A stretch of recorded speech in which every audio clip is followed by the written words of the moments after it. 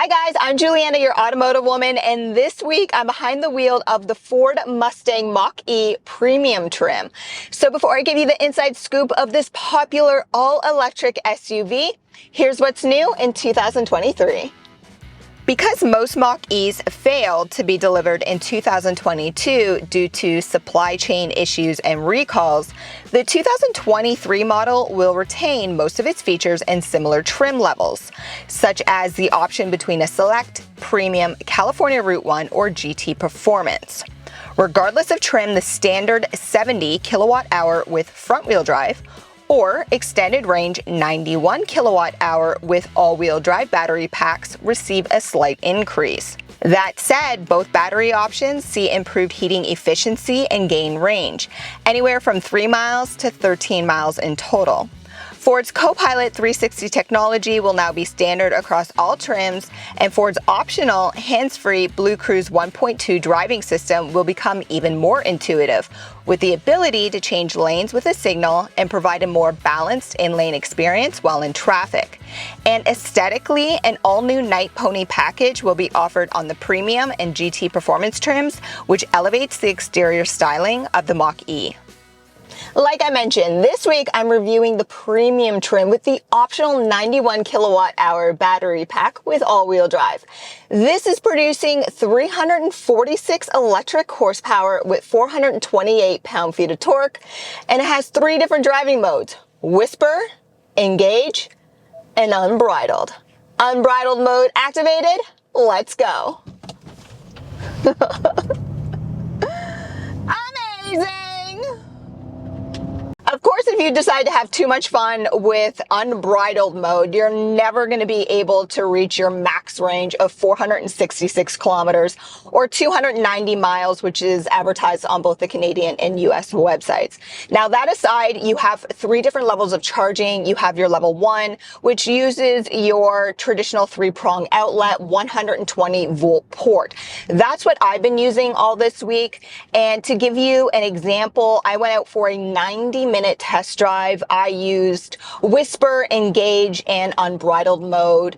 I drove realistically, so I had some fun, but I also had one pedal driving activated, and that's your braking regeneration. And you can really only take advantage of braking regen, and that effectively is when you take your foot off the accelerator, your batteries will recharge themselves slightly. You can only take advantage of that when you're in traffic or driving through stop signs. So through the suburbs.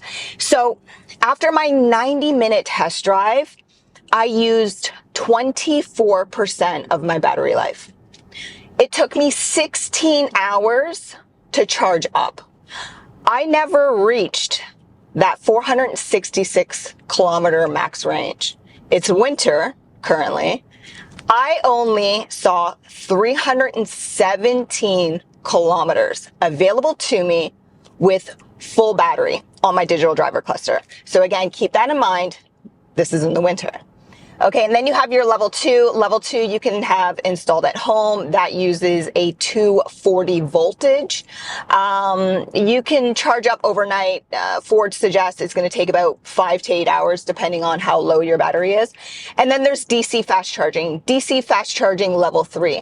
Ford suggests using a max tower wattage of 150. With a 150 kilowatt tower, you should be able to charge up from 10 to 80% within 45 minutes. Look down in the description below and I'll provide you with my real world charging stats. Beginning in 2023, all Mustang Mach-E trims come equipped with Ford's Copilot 360 technology package, which includes automatic high beam headlamps with pre-collision assist and automatic emergency braking, blind spot monitoring, lane keep assist, rear parking assist, reverse brake assist, and a rear view camera. Again, all standard. Upgrade to the optional BlueCruise 1.2 system and your Mach-E will also come equipped with 3 years of built-in navigation, intelligent adaptive cruise control, have the ability to change lanes during signaling, adapt to larger vehicles around it in a side-by-side highway scenario, and not just detect speed zones before reaching a sharp bend, it will also alert the driver to potential danger and automatically slow the vehicle. So remember, this is a premium trim model, so it's not the base and it's not the top trim GT performance, but it still comes really well equipped. And I'll begin up top with the gorgeous and large panoramic fixed glass roof. It's really well shaded. And then every seat in here is covered with Ford's Active X synthetic lining, which does not include any animal-based material. Both front seats are power operated, heated, not ventilated, and the steering wheel is also heated. Ask your Ford specialist about their built-in navigation system and connected Ford App Pass, which provides additional convenience through your mobile device. The premium model comes standard with 3 years of built-in navigation. And then the 15.5-inch touchscreen is equipped with Sync 4 tech, so you receive Android Auto, Apple CarPlay, a Bang & Olufsen audio sound system with Sirius XM. I recommend when you're sitting down with your Ford specialist to go through the Mach-E icon located on the top left-hand corner. This is where you'll be able to customize a lot of your daily driving settings. So for example, your driving modes, you have Whisper, Engage, and Unbridled. And then this is where you'll also find your one pedal driving. So when you activate one pedal driving, this essentially is your braking regen. So when you lift off of the accelerator, it will allow you to recharge your battery slightly. This is really effective when you're sitting in traffic or driving through the suburbs through a lot of stop and go stop signs.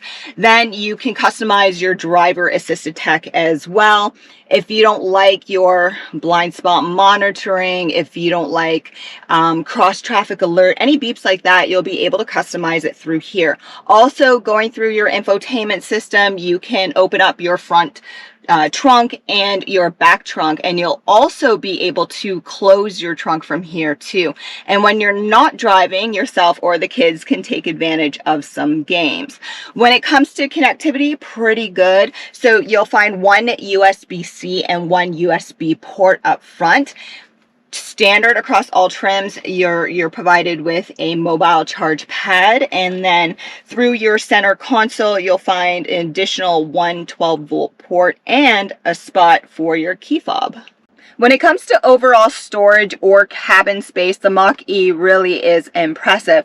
So it doesn't matter if you're sitting up front or back here, the side door storage is really good. And then you'll find one small pocket behind each of the front seats. And of course, when nobody's sitting in the middle, you can take advantage of your two traditional cup and bottle holders. Now in the premium trim, these seats are fixed, meaning they don't move forwards and backwards. They do fold in a 60-40 split, and they are not heated. Overall space for guest legs is really good. If you're familiar with my channel, you know I'm only 5'3", so I never complain about leg and head space. But just like I mentioned in the California Route 1 review, be careful getting in and out so you don't smack your head, because this roof line is really slanted. But overall, impressive space.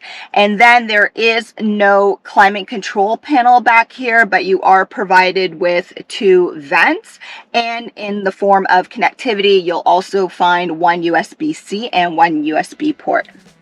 When it comes to towing, there's mixed messages, as Europe receives a tow rating and some North American dealers say yes or no.